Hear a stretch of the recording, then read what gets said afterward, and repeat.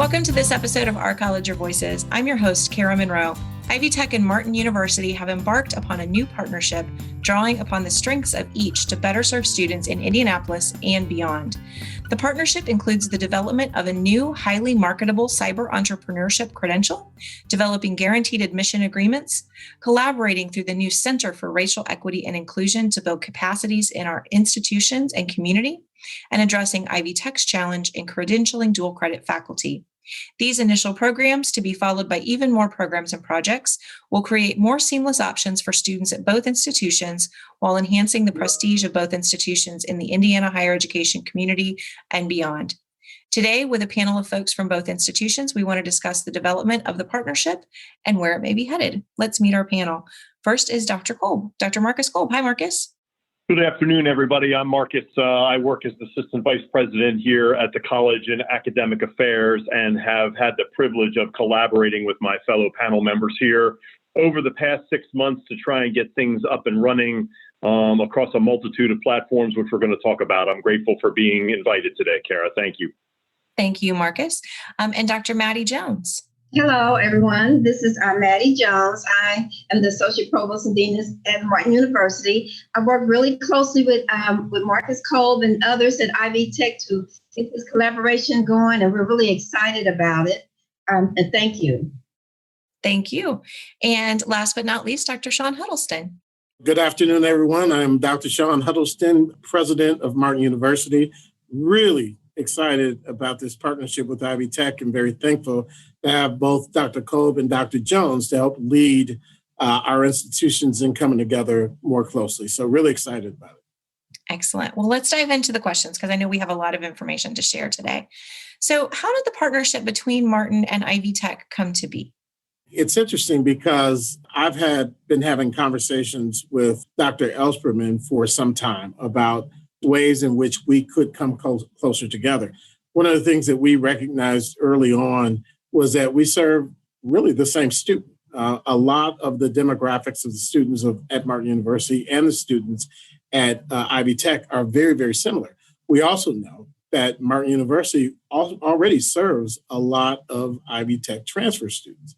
In fact, students from up to 5 campuses, I believe. And so when we looked at our data and the outcomes for Ivy Tech students, we found that many of those students stay at Martin University longer than others and graduate more often than others. And so it made a whole lot of sense to the two of us to find ways to bring our institutions together so that we could support the success of our joint students, but also find ways to increase outcomes and opportunities and close the equity gaps around higher education attainment for Hoosiers in our state. And so this idea came together pretty quickly after that. Excellent. And Dr. Huddleston, I know, and this may be you or Dr. Jones, some of our Ivy Tech listeners, because we typically have a large cadre of Ivy Tech folks, may not know about Martin. Can you give us just a brief history of Martin University, where you're located, and who the students are that you serve in the community? Well, maybe we'll tag team on this question. Mattie has been around Martin for some time, and as both a faculty member and an administrator, she could really give you some really solid insights about our students. So I'll tell you a little bit about the history of Martin University, and then Mattie can certainly talk about the students. Martin University was founded in 1977 as Indiana's only predominantly Black institution. And essentially what that means is that we are not, by federal designation, a historically Black college or university, because you have to be founded before 1964 to have that designation. But it essentially means that we serve the same population that a traditional HBCU would serve in terms of our racial demographics. Over 90% of our students are African American. What is unique about Martin University is we were founded specifically to serve adult students. Our founders, Father Boniface Hart and Sister Jane Schilling, had this idea that in order to address the first generation dilemma that was happening in low income and minority communities as it related to college going, it'd be best if we had an institution that could work with and focus on providing college degrees for the parents and the caregivers in our families and in communities, because then that way, the students who are coming out of high school might have an interest and certainly have a model to follow in terms of going to college. And so we have always focused on and supported what is considered non-traditional students by everybody else, but for us, it's always been traditional. Maddie, do you want to talk about the student at Martin University? Well, Dr. Huddleston, thank you. You covered it quite a bit with the non-traditional and the traditional students. We have students that are about the average age, I believe, of 23 to like 56. So we have students in our classrooms who are business owners. We have students in our classrooms who are first generation, as you mentioned. And also a lot of our students are late to higher education. So so a lot of the students are really eager and prepared to continue their education at Martin University. Yeah, and I'd say our students come from all walks of life. We have students who didn't complete high school traditionally, and so they went and got a GED or some other form of high school equivalency. We have students who have some college but didn't get a chance to complete their college degree. We have, in a couple of cases, 3 generations here, where we have a grandmother, her daughter, and her grandson all attending Martin at the same time. Those are always such wonderful stories when we see them too. So we definitely do serve the same population of students. That's very true.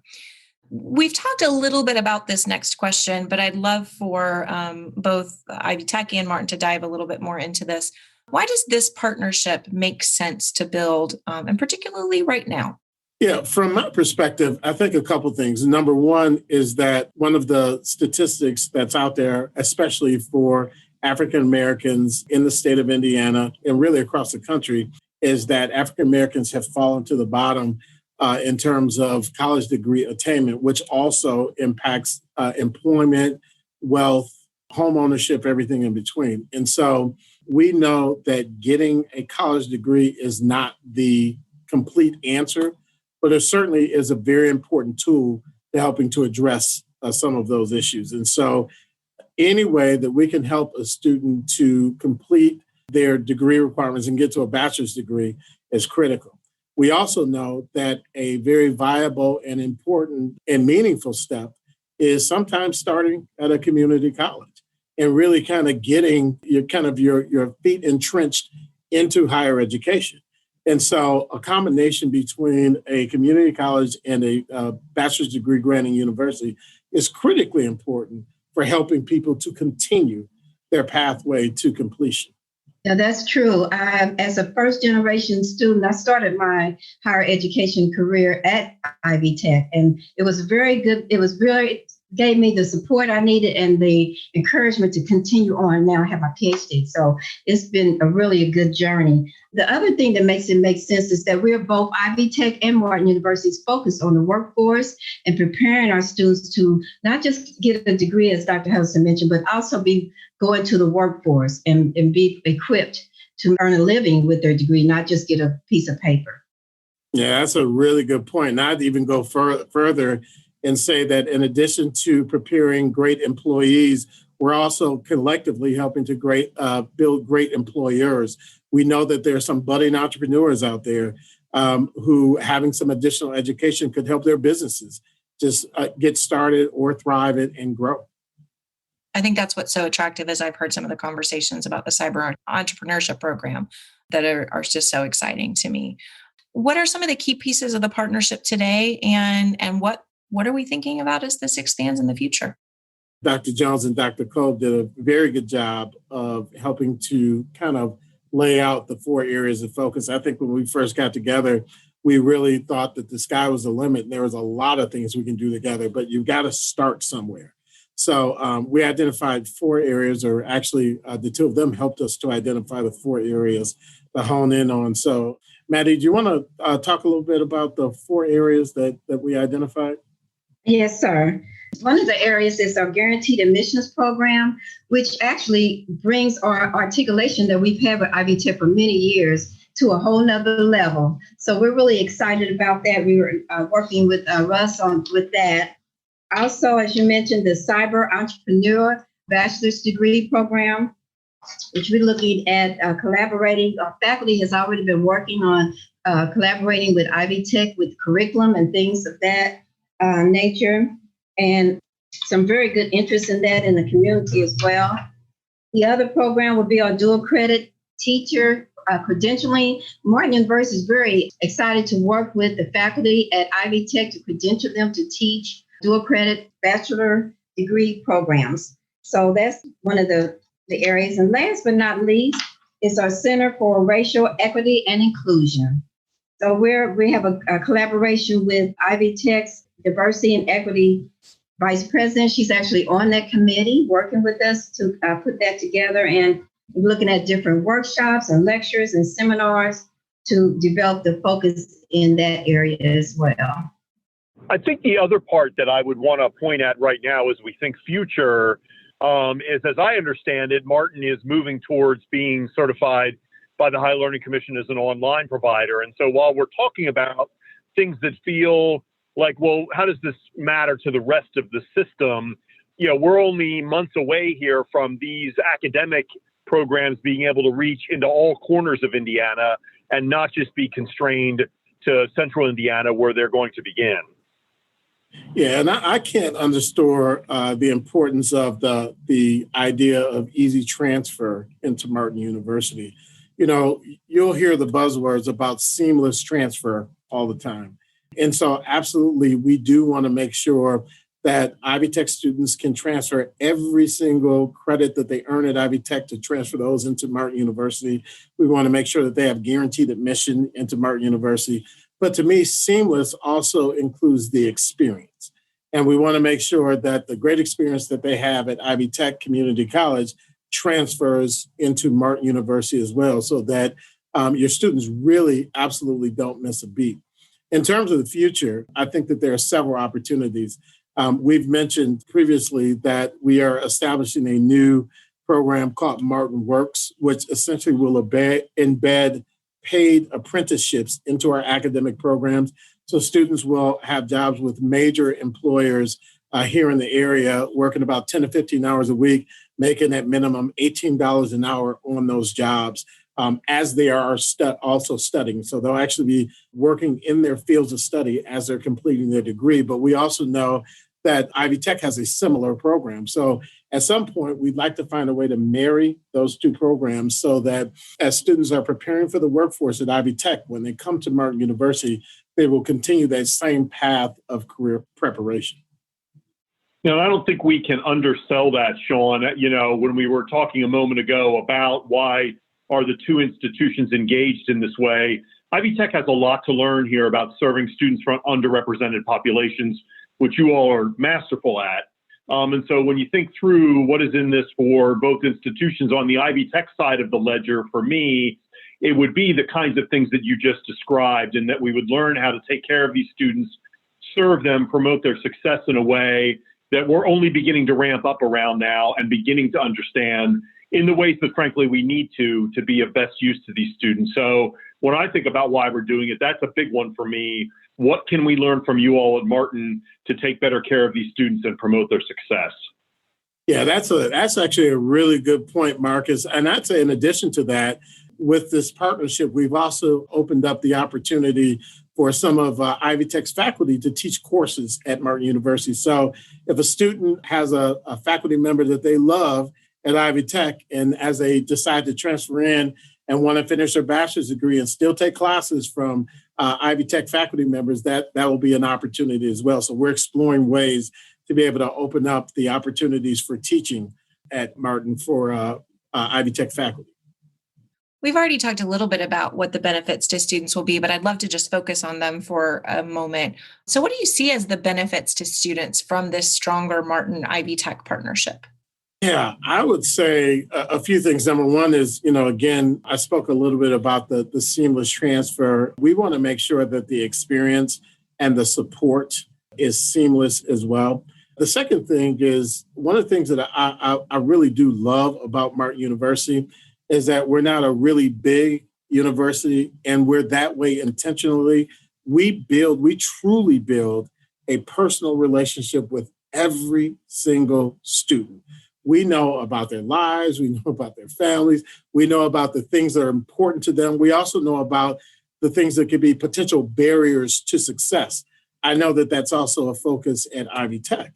And so I think what the student gets when they come through Ivy Tech into Martin University is they get an understanding that they're actually partnering with their institution for their success.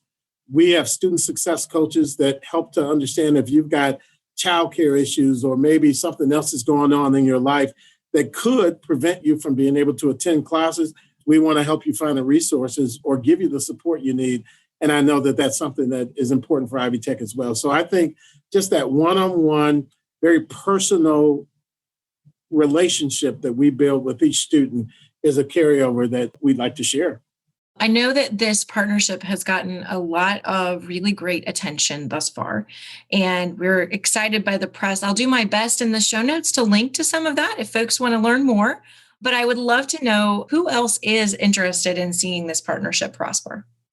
I'd say, we have certainly at the college at Ivy Tech seen an endorsement from the Board of Trustees, who we've taken this work to now twice. The second time where they endorsed it as they do this kind of work, not necessarily approved, but looked at it and said, yeah, we want you to move forward with this, right, which is appropriate for their role here. Likewise, all of our chancellors across the system have seen this work. Then we've described it to them, and they have offered a similar endorsement, recognizing the importance of it. So we have a whole lot of internal stakeholders here that are saying, yes, go, do it, make it happen. Dr. Huddleston did a good job, I think, covering sort of our external stakeholders, but many of the folks that he named are folks that obviously at Ivy Tech were interested in maintaining and fostering good relationships too, with as well. So, the ongoing progress of this, the positive nature of that progress will help strengthen those relationships with those other stakeholders in a way that certainly will benefit Ivy Tech as well as Martin.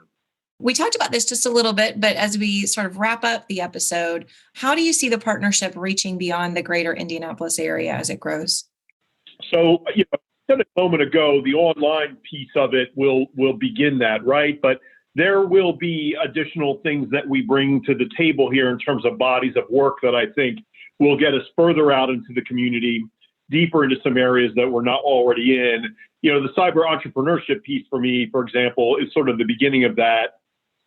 We know what that cyber academy looks like in Muscatatuck. This is going to look a little different than that, but we're thinking about it through an accelerated lens. And more importantly, we're recognizing the demand right now across the state for training in that area, which means we're going to have employers that we can be reaching out and touching in all geographies, kind of saying, hey, we're about to turn out some graduates with this brand new one-of-a-kind credential here in the state. Wouldn't you be interested in having them? And then we can take that a step further and saying, wouldn't you be interested in supporting the ongoing education of these students so we can bring some dollars back to the students that are in the program as well as employ ones that are on their way out? So, I think that degree, that approach, that particular academic slice of the pie here will sort of serve as a model for others that we will continue to bring on board, then hopefully some equally kind of unique ones that will remain as signature elements for both the college and the university.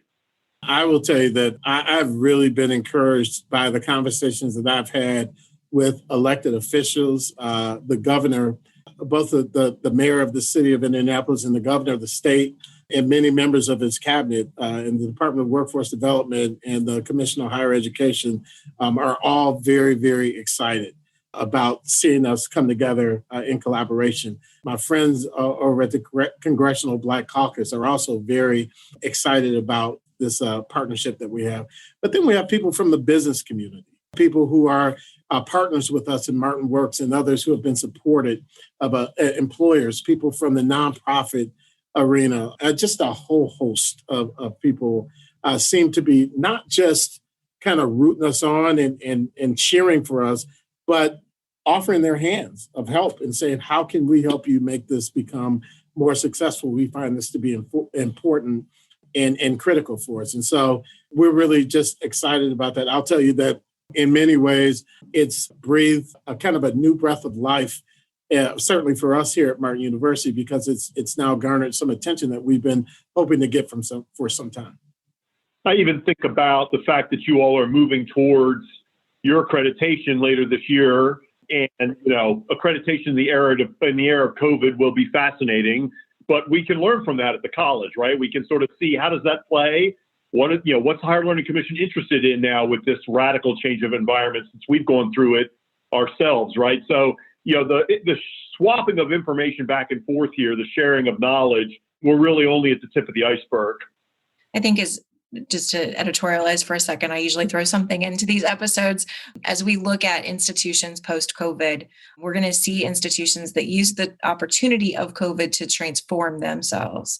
Ivy Tech and Martin will certainly be in that category. And there are other institutions that have just attempted to survive doing what they always do. And that's going to bring about another series of massive changes to how higher education looks in this country. So I just commend our partners at Martin for continuing to transform and try to do the best work possible for students.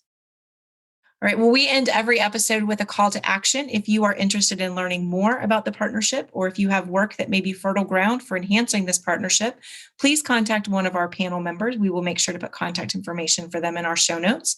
While these first steps are a solid foundation, there remains a lot of work to do and a lot of ideas to explore. Please share yours with us. Thanks again to everyone for listening to this episode of Our College, Your Voices. I want to thank again the members of today's panel, Dr. Marcus Kolb, Assistant Vice President for College Accreditation, Learning Assessment, and Academic Quality at Ivy Tech, Dr. Maddie Jones, Associate Provost and Dean of the School of Education at Martin University, and Dr. Sean Huddleston, President of Martin University. I'm your host, Kara Monroe. You can connect with me on Twitter at KNM Tweets. Our producer is Sarah Ferguson. You can reach us by email at ourcollegeyourvoices@ivytech.edu. Leave us a voicemail at 317-572-5049.